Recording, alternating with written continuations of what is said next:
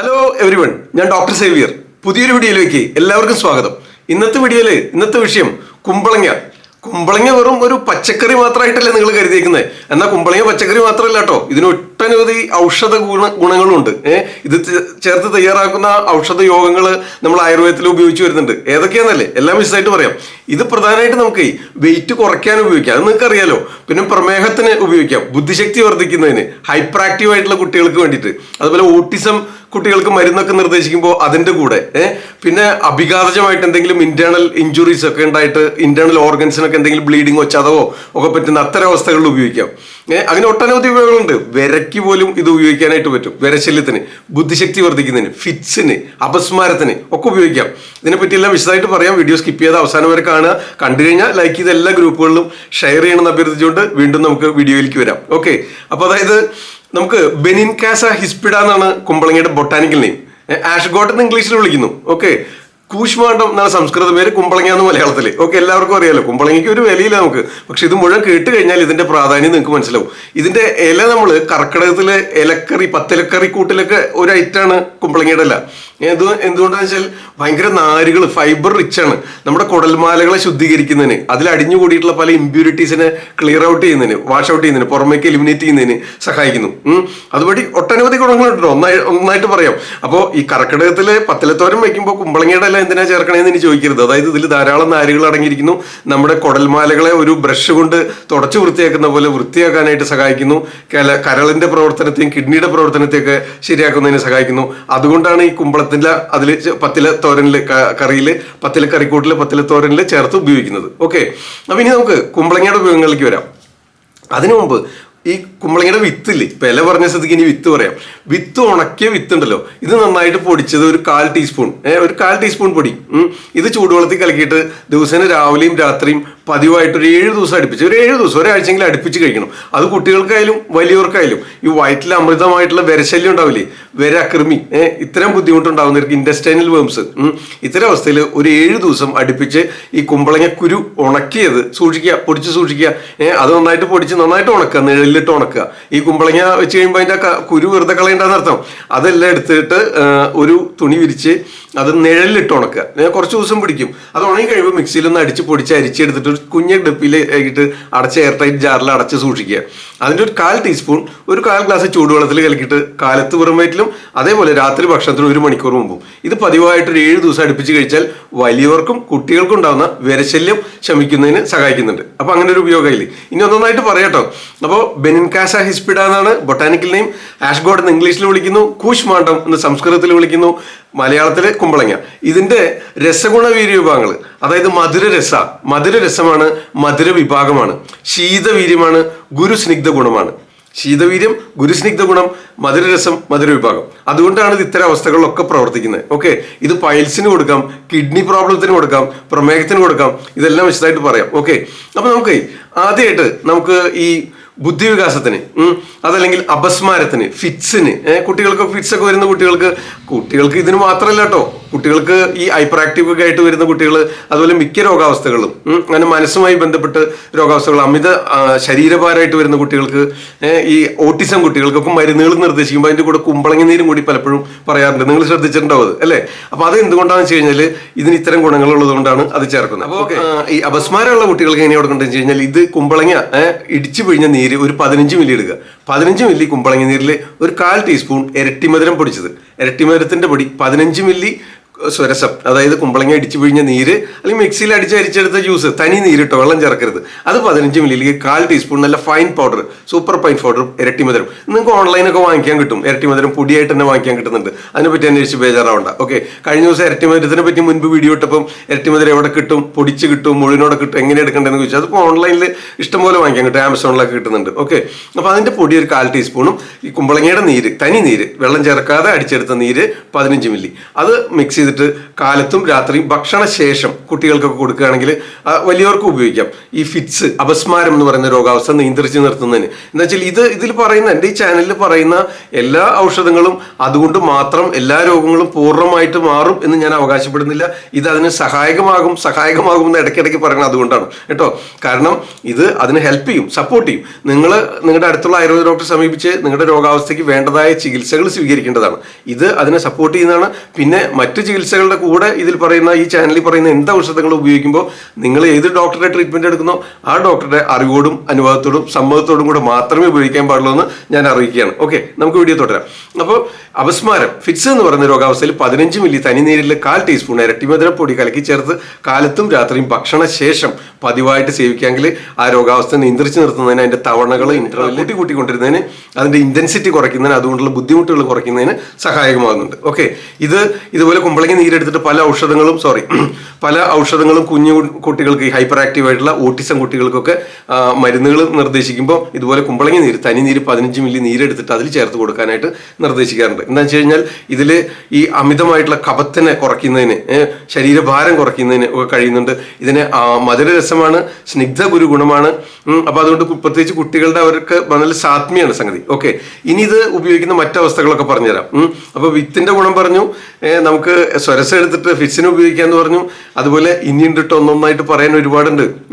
അതുകൊണ്ടാണ് ഇങ്ങനെ ഗ്യാപ്പിട്ട് പറയുന്നത്. നിങ്ങൾ ശ്രദ്ധിച്ച് കേൾക്കുക. എന്തെങ്കിലും സംശയങ്ങളുണ്ടെങ്കിൽ ആവർത്തിച്ച് വീഡിയോ ആദ്യം മുതൽ അവസാനം വരെ കാണുക.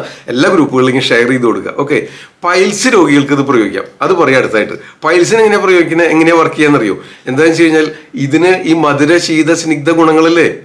അപ്പൊ അതുകൊണ്ട് ഈ പൈൽസ് രോഗാവസ്ഥയുടെ ജസ്റ്റ് ഓപ്പോസിറ്റാ. പൈൽസ് കൂടുന്നത് എങ്ങനെയാ? പൈൽസ് എപ്പോഴാണ് കൂടുക? ഈ കോഴിമുട്ടയൊക്കെ കഴിച്ചു കഴിഞ്ഞാൽ പൈൽസ് കൂടുന്നത് നിങ്ങൾക്ക് അറിയില്ലേ? അപ്പൊ അതുകൊണ്ട് ഉഷ്ണമായിട്ടുള്ള മരുന്നുകളോ ഔഷധങ്ങളോ ആഹാരങ്ങളോ ജീവിത രീതികളോ, മദ്യപാനം, പുകവലി, അല്ലെങ്കിൽ ചിക്കൻ, എഗ്ഗ്, ബീഫ് ഒക്കെ കഴിച്ചു കഴിഞ്ഞാൽ പൈൽസ് രോഗം വർദ്ധിക്കും. അതെന്തുകൊണ്ടാ? അത് ചൂടാണ്. അതിന്റെ ജസ്റ്റ് ഓപ്പോസിറ്റ് ആണ് ഈ കുമ്പളങ്ങ. ഇതെന്തിനാ ഇവിടെ വിവരിച്ച് പറഞ്ഞു വെച്ച് കഴിഞ്ഞാൽ ശ്രദ്ധിച്ച് കേൾക്കണം.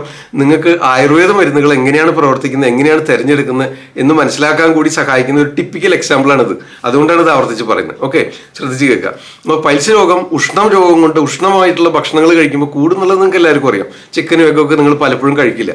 അപ്പൊ അതിന്റെ ജസ്റ്റ് ഓപ്പോസിറ്റ് പ്രോപ്പർട്ടീസ് ആണ് ഈ കുമ്പളങ്ങയ്ക്ക്. കുമ്പളങ്ങ മധുരമാണ്, ശീതമാണ്, ഗുരുവാണ്, സ്നിഗ്ധമാണ്. ഓക്കെ, മധുര വിഭാഗമാണ്. അപ്പൊ അതുകൊണ്ട് ഈ പൈൽസ് പോലുള്ള രോഗാവസ്ഥകൾ, പൈൽസ് ശമിക്കുന്നതിന്, പ്രത്യേകിച്ച് ബ്ലീഡിങ് പൈൽസ്, ഇന്റേണൽ പൈൽസ്, ഈ പൈൽസിന്റെ ഏത് രോഗാവസ്ഥയായാലും അത് ശമിക്കുന്നതിന് സഹായിക്കുന്നുണ്ട്. കുമ്പളങ്ങി ധാരാളമായിട്ട് കഴിക്കാം. കുമ്പളങ്ങി നീര് ഒരു 15 മില്ലി കാലത്തും രാത്രിയും ഭക്ഷണത്തിന് മുമ്പ് പതിവായിട്ട് കഴിക്കാം. അതെല്ലാം പൈൽസ് രോഗം നിയന്ത്രിച്ച് നിർത്തുന്നതിന് സഹായിക്കുന്നു. ഒരുവിധം എല്ലാവരും എന്ന് പറഞ്ഞവര് എന്ന് വെച്ച് കഴിഞ്ഞാൽ എല്ലാ കണ്ടീഷനിലും ഇത് മാത്രം കഴിച്ചിരുന്നാൽ ഇത് മാറണമെന്നില്ല. അപ്പൊ അത്തരം അവസ്ഥകൾ നിങ്ങൾ അടുത്തുള്ള ഒരു ആയുർവേദ ഡോക്ടറെ സമീപിച്ച് അതിന് വേണ്ടതായ ചികിത്സകൾ എടുക്കണം. ഇതും കൂടെ ചേർക്കാവുന്നതാണ്. ഓക്കെ, സപ്പോർട്ട് ചെയ്യും. അപ്പൊ ഇതിന്റെ തനിനീര് സ്വരസം എടുത്ത് 15 മില്ലി മാക്സിമം. ഇപ്പൊ നല്ല വിശപ്പൊക്കെ ഉള്ളവരൊക്കെയാണ്, അമിത ശരീരഭാരം ഉള്ളവരൊക്കെയാണെന്ന് കഴിഞ്ഞാൽ 1 ഔൺസ് എടുക്കാം, വിരോധമൊന്നുമില്ല. ഇനി ഇത് മാത്രമല്ല, നിങ്ങൾ ഭക്ഷണത്തിൽ ഇത് ധാരാളം ചേർക്കുക. കൂടുതൽ കുമ്പളങ്ങ കഴിക്കാനായിട്ട് ശ്രദ്ധിക്കുക. കുമ്പളങ്ങയ്ക്ക് ഒരു വിലയില്ല, ഒരു എണ്ണത്തിനൊക്കെ 20 രൂപയുള്ളതെന്നൊക്കെ എൻ്റെ ഒരു ധാരണ. ഓക്കെ, അപ്പൊ അത് കുമ്പളങ്ങ ധാരാളമായിട്ട് കഴിക്കുക, പച്ചയ്ക്ക് കഴിക്കാം. ഇതുപോലെ സ്വരസം എടുത്ത് കഴിച്ചാൽ പൈൽസ് മാറും. പിന്നെ പൈൽസ് നിയന്ത്രിച്ച് നിർത്താനായിട്ട് സഹായിക്കും. അതുപോലെ വെയിറ്റ് കുറയാനായിട്ട് നിങ്ങൾ ഇത് പലപ്പോഴും ഉപയോഗിക്കാറില്ലേ? അതെന്തുകൊണ്ടാണെന്ന് വെച്ച് കഴിഞ്ഞാൽ ഇതിന് ഈ മേധസ്സിനെ കുറയ്ക്കുന്നതിനുള്ള പ്രോപ്പർട്ടീസ് ഉണ്ട്. ഇതിന് നമ്മുടെ ശരീരത്തിന് ഭയങ്കര സാത്മ്യാണ്. അപ്പൊ അതുകൊണ്ട് കുമ്പളങ്ങി നീരും അതിൽ മറ്റ് തേനൊക്കെ ചേർത്തിട്ട് വാദം വർദ്ധിക്കും, രൂക്ഷത കൂട്ടും ശരീരത്തിൽ. അപ്പൊ അതുകൊണ്ട് വെയിറ്റ് കുറയുന്നതിന് സഹായിക്കും. അപ്പൊ കുമ്പളങ്ങി നീരും തേനും ചേർത്ത് വെറും വയറ്റിൽ കഴിക്കുന്നത് പതിവാണ്. വെയിറ്റ് നിയന്ത്രിച്ച് നിർത്താനായിട്ട്, വെയിറ്റ് കുറയാനും സഹായിക്കും. അതുപോലെ കിഡ്നി സംബന്ധമായ രോഗങ്ങളിലും ഇതേപോലെ സ്വരസമായിട്ട് കഴിച്ചാൽ മതി. സ്വരസം എന്ന് പറയുമ്പോൾ തനി നീരെടുക്കുക. അത് 15 മില്ലിയോ 30 മില്ലിയോ കഴിച്ചാലും വിരോധമൊന്നുമില്ല, നിങ്ങളുടെ വിശപ്പിനനുസരിച്ച് ഉപയോഗിക്കാവുന്നതാണ്. ഓക്കെ, അപ്പോൾ രാവിലെ വെറും വയറ്റിലും കഴിക്കണം, രാത്രി ഭക്ഷണത്തിന് 1 മണിക്കൂർ മുമ്പും കഴിച്ചാൽ ഈ പ്രമേഹ രോഗികൾക്ക് കഴിക്കാം, അതിസ്ഥൗല്യമുള്ളവർക്ക് കഴിക്കാം. ഇനി നിങ്ങൾക്ക് ഈ എന്തെങ്കിലും വീഴ്ചകളോ നമ്മൾ ആക്സിഡന്റ് ഒക്കെ പറ്റിയിട്ട് അഭിഘാതജമായിട്ട് ഇന്റേണൽ ഓർഗൻസിനൊക്കെ ചതവും നീർക്കെട്ടുണ്ടാകുന്ന അവസ്ഥയില്ലേ, അപ്പൊ നിങ്ങൾ അതിനുള്ള ട്രീറ്റ്മെന്റ് ഒക്കെ കഴിഞ്ഞ് വന്നിട്ടാണെങ്കിൽ പോലും നിങ്ങൾക്ക് ഉള്ളിലൊക്കെ അങ്ങോട്ടും ഇങ്ങോട്ടും തിരിയുമ്പോൾ വേദന, കടച്ചിൽ, ഇത്തരം സംഗതികൾ ഉണ്ടാവില്ലേ, ഇത്തരം കാര്യത്തോട് നമ്മൾ മരുന്നുകൾ നിർദ്ദേശിക്കും. അതിന്റെ കൂടെ കുമ്പളങ്ങ ധാരാളമായിട്ട് കഴിക്കാൻ പറയാറുണ്ട്. കുമ്പളങ്ങ നീര് ഇതുപോലെ വെറും വയറ്റിൽ കഴിക്കാൻ പറയാറുണ്ട്. അപ്പൊ ആ നീർക്കെട്ടൊക്കെ ഇല്ലാതാക്കുന്നതിന് യൂറിനിൽ കൂടെയും മൂത്രത്തിൽ കൂടെയും വേർപ്പിൽ കൂടെയൊക്കെ ആ നീർക്കെട്ട് പുറത്ത് കിടക്കുന്നതിന് സഹായിക്കും. ഓക്കെ, അപ്പൊ അതിനാണ് കുമ്പളങ്ങ ധാരാളമായിട്ട് ഉപയോഗിക്കുക. അപ്പോൾ പ്രമേഹത്തിന് ഇനി പ്രയോഗിക്കുന്നത് എങ്ങനെയാണെന്ന് പറയാം. പ്രമേഹത്തിന് പ്രയോഗിക്കുകയെന്ന് വെച്ച് കഴിഞ്ഞാൽ കുമ്പളങ്ങയും കൂവളത്തിൻ്റെ ഇല അരച്ചതും അത് ഒരു 10-20 ഗ്രാം കുമ്പളങ്ങ കൂവളത്തിൻ്റെ ഇല അരച്ചെടുക്കുക. മാക്സിമം 20 ഗ്രാം, അത്രയൊന്നും വേണ്ട, ഒരു 10-15 ഗ്രാം മതി. നമ്മുടെ വിശപ്പിനനുസരിച്ച് ഡോസ് കൂട്ടുകയോ കുറയ്ക്കുകയോ ചെയ്യാം, നിങ്ങൾക്ക് ചെയ്യാവുന്നുള്ളൂ. അതിൽ 15 മില്ലി കുമ്പളങ്ങ നീരും കൂടെ ചേർത്തിട്ട് രാവിലെ വെറും വയറ്റിൽ സേവിക്കുക. അതുപോലെ രാത്രി ഭക്ഷണത്തിന് മുമ്പ് സേവിക്കുക. അപ്പോൾ പ്രമേഹം കുറയും. ഇതേപോലെ തേൻ ചേർത്താണ് ഉപയോഗിക്കുകയാണെങ്കിൽ വെയിറ്റ് കുറയുന്നതിന് സഹായിക്കുന്നു. ഓക്കെ, ഇരട്ടിമധുരം പൊടി ചേർത്ത് ഭക്ഷണശേഷം കഴിക്കുകയാണെങ്കിൽ നമുക്ക് ഫിറ്റ്സ് പോലുള്ള രോഗാവസ്ഥകൾ നിയന്ത്രിച്ച് നിർത്തുന്നതിനെ സഹായിക്കും. ഇനി അതുപോലെ സാരസ്വത മാത്ര, അതല്ലെങ്കിൽ മാനസമിത്ര പടകം, ഇനി കല്യാണാവലേഖ ചൂർണം, ഇതൊക്കെ കുട്ടികൾക്ക് ഹൈപ്പർ ആക്റ്റീവ് അല്ലെങ്കിൽ ഓട്ടിസം പോലുള്ള കുട്ടികൾക്ക് മറ്റു രോഗാവസ്ഥകൾക്കനുസരിച്ച് മറ്റു മരുന്നുകളുണ്ടാവും. അതിൻ്റെ കൂടെ മരുന്നുകൾ നിർദ്ദേശിക്കുമ്പോൾ ഇരട്ടിമധുരത്തിൻ്റെ പൊടിയും ഒക്കെ ചേർത്ത് കുമ്പളങ്ങ നീരും ചേർത്ത് സേവിക്കാനായിട്ട് നിർദ്ദേശിക്കാറുണ്ട്. അപ്പോൾ കുമ്പളങ്ങ നീരാകുമ്പോൾ ഇവർക്ക് അതിൻ്റെ നീരെടുത്ത് കഴിഞ്ഞാൽ ഒരു രസവും മണവും ഗുണവും കയ്പും ഒന്നുമില്ലല്ലോ. അപ്പോൾ അവർ കുട്ടികൾ കഴിച്ചോളും. അതിൽ ഇച്ചിരി തേനോ തെങ്ങിൻ ചക്കരയോ പനങ്കൽക്കണ്ടോ ഒക്കെ ചേർത്തിട്ടാണെങ്കിൽ വിശേഷമായി അവർ ഇഷ്ടംപോലെ കഴിച്ചോളും. അപ്പോൾ എന്നിട്ട് അതിൻ്റെ കൂടെ അവരുടെ രോഗാവസ്ഥയ്ക്ക് അനുസരിച്ച് വേണ്ടതായ മരുന്നുകൾ കൂടെ ചേർത്താണ് നിർദ്ദേശിക്കാറുള്ളത്. ഓക്കെ, അപ്പോൾ അങ്ങനെ കഴിക്കുമ്പോൾ ഇത്തരം രോഗാവസ്ഥകളിലൊക്കെ ഇത് ഉപയോഗിക്കാം. പത്തിലത്തോരൻ്റെ പ്രാധാന്യം നിങ്ങൾക്കറിയാം. പിന്നെ വേറെ കാര്യം ഞാൻ മുൻ വീഡിയോകളിൽ പറയാറില്ലേ, പ്രമേഹ രോഗാവസ്ഥയിൽ പ്രമേഹത്തിന് കൊടുക്കുന്ന മിക്ക മരുന്നുകളും അതിസ്ഥൗല്യത്തിനും, അതായത് വെയിറ്റ് കുറയ്ക്കാനും കൊടുക്കുന്ന മരുന്നുകളൊക്കെ പ്രമേഹത്തിന് പറ്റും. പ്രമേഹത്തിന് കൊടുക്കുന്ന മരുന്നുകളൊക്കെ തന്നെ അതിസ്ഥൗല്യത്തിന്, വെയിറ്റ് അങ്ങോട്ടും ഇങ്ങോട്ടും കണക്റ്റഡാണ്. അതുപോലെ കിഡ്നിക്ക് നന്നാവും ഇത്തരം ഔഷധങ്ങൾ. പ്രമേഹത്തിനും അതിസ്ഥൗല്യത്തിനും കിഡ്നിക്കും നന്നായിട്ടുള്ള മരുന്നുകളെല്ലാം കോമണാണ്. ഒട്ടുമിക്കത് അങ്ങനെ നിങ്ങൾക്ക് കാണാം. അപ്പോൾ അതിൽപ്പെട്ട ഒന്നാണ് കുമ്പളങ്ങ. കിഡ്നിക്കൊക്കെ എന്തെങ്കിലും ഇൻഫെക്ഷൻ വരിക, അതായത് നമ്മുടെ ഭക്ഷണ പദാർത്ഥങ്ങളിലൂടെയോ നമ്മൾ അന്തരീക്ഷ മലിനീകരണം വഴിയോ വായുവിലൂടെയോ എന്തെങ്കിലും ഇമ്പ്യൂരിറ്റീസ് നമ്മുടെ ശരീരത്തിൽ എത്തിച്ചേരുന്നുണ്ടെങ്കിൽ അതിനെ വിയർപ്പിലൂടെയും മൂത്രത്തിലൂടെയും പുറന്തള്ളുന്നതിന് ഈ കുമ്പളങ്ങയ്ക്ക് നല്ല പങ്കുണ്ട്. ഓക്കെ, അപ്പോൾ ആ കുമ്പളങ്ങ അങ്ങനെ അതിന് ഉപയോഗിക്കാൻ, ഇത്തരം അവസ്ഥകളിലൊക്കെ നിങ്ങൾക്ക് ഉപയോഗിക്കാം. അൺലിമിറ്റഡ് ആയിട്ട് കഴിച്ചോ. ഇത് നിങ്ങളുടെ വീടുകളിൽ നട്ടു വളർത്തണം. എല്ലാ കാലാവസ്ഥയിലും അവൻ നല്ല ഒരു പാവം കുമ്പളങ്ങ നന്നായിട്ട് വളർന്നോളും. ഓക്കെ, അതിന് വലിയ വളവും വെള്ളമൊന്നും വേണ്ട. നിങ്ങളുടെ കിച്ചൻ്റെ അടുത്തായിട്ടുള്ള ആ വെള്ളം വേണമെന്ന് മാത്രം. അത് നട്ടുപിടിപ്പിക്കാവുന്ന നല്ല വെയിലടിച്ചു കഴിഞ്ഞാൽ നല്ല കുമ്പളങ്ങ നിങ്ങൾക്ക് ഒരു ജൈവ കൃഷി രീതിയിൽ നിങ്ങൾക്ക് തന്നെ സ്വയം തയ്യാറാക്കിയെടുക്കാം. ഓക്കെ, അപ്പോൾ വീഡിയോ ഇഷ്ടമായെന്ന് വിചാരിക്കുന്നു. എല്ലാവർക്കും ഷെയർ ചെയ്ത് കൊടുക്കുക. അതിനു മുമ്പ് ഞാൻ എൻ്റെ ഒരു പേഴ്സണൽ അറ്റാച്ച്മെന്റ് പറയാം കുമ്പളങ്ങയായിട്ടുള്ള ഒരു ബന്ധം. അതായത് ഞാൻ ആയുർവേദത്തിൽ കുറേ യോഗങ്ങൾ ഒക്കെ കേൾക്കുമ്പോൾ എല്ലാം പഠിക്കുന്നതിനൊക്കെ മുമ്പ് ഏറ്റവും ആദ്യം ഓർത്തെടുക്കുകയാണെങ്കിൽ ഏറ്റവും ആദ്യം ഞാൻ മനസ്സിലാക്കിയിട്ടുള്ള ഔഷധ യോഗം ഞാനിവിടെ പറഞ്ഞു, അത് കുമ്പളങ്ങ ഉപയോഗിച്ചിട്ടാണ്. അതെങ്ങനെയാണെന്ന് വെച്ച് കഴിഞ്ഞാൽ ഇരിഞ്ഞാലക്കുടയിലുള്ള ഞങ്ങളുടെ ബന്ധു റോസി ആൻറ്റി ജോസങ്കിളിൽ ഈ കുമ്പളങ്ങ നീരും കൂവളത്തിലയും കൂടെ ചേർത്ത് പതിവായിട്ട് രാവിലെ വെറും വയറ്റിൽ അരച്ചു കൊടുക്കാറുണ്ട് പ്രമേഹം നിയന്ത്രിക്കാനും എൻ്റെ അമ്മയോട് പറയുന്നത് കേട്ടപ്പോൾ ഞാൻ അന്ന് കുറിച്ചു വെച്ചു. അതിനുശേഷം പിന്നീട് അതങ്ങനെ നമ്മുടെ ബാട്ടൻ സരസ്വതി ടീച്ചറുടെ മകൻ്റെ അടുത്ത് അച്യുതപുരം വഴിയിൽ ട്യൂഷന് പോകുമ്പോൾ അവിടെ ഈ മനോരമയും മംഗളം വാരികളൊക്കെ ഉണ്ടാവും. അപ്പോൾ അതിലൊരു കോളുണ്ടാവും എല്ലാ ആഴ്ചയിലും. അതിൽ എന്തെങ്കിലും ഒരു പൊടിക്കൈകൾ നീലമരിയുടെയോ അല്ലെങ്കിൽ കട്ടൻ ചായ കൊണ്ട് തല കഴുകാനോ അല്ലെങ്കിൽ ഇഞ്ചി നീര് കൊണ്ട് ഗ്യാസ് ട്രബിൾ നല്ലതെന്നോ പറഞ്ഞിട്ടുണ്ടാവും. അതെല്ലാം ഞാനൊരു ഡയറിയിൽ എഴുതി വെക്കാറുണ്ട്.